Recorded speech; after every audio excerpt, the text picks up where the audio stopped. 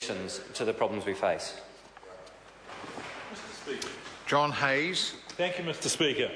While the Labor and the Greens in New Zealand First are trying to talk our economy down and promoting money printing and more taxes, the National-led government is getting on with the job of responsibly managing the country's finances and helping build a more competitive and productive economy. And the opposition are that fellow that was the last opposition speaker, that little fellow with the huge ego and no hair, who got thrown out of his electorate at the last election and is still sitting here on the list, hasn't worked out that this economy is growing at 2% in the past year, which is in the top 10% of the OECD. Interest rates are low. A family with a $200,000 mortgage is now saving about $2,000 a week. $200 a week in interest. Our public finances are improving so we can return to surplus and get on top of debt.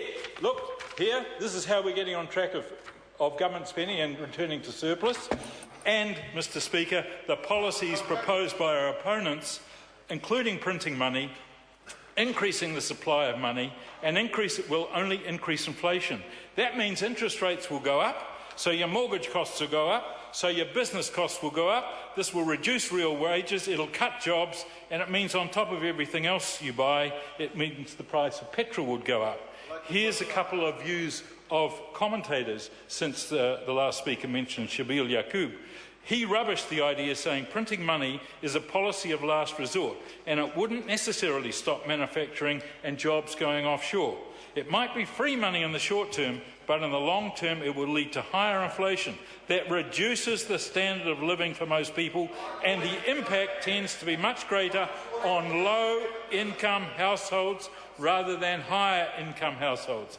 The Employers and Manufacturers Association Chief Executive Kim Campbell says fiddling with the currency is no quick fix. If one thinks there's a magical printing press in the sky that solves all our problems, Mr. Speaker, then there is nothing further from the truth, and it's extremely dangerous thinking. Sorry to interrupt the member, but the time has come for the House to rise. So this debate is interrupted, and the bill is set down for resumption next sitting day, and the House will stand adjourned until 2 p.m. on Tuesday, the 19th of February in the year 2013. Good evening, everybody.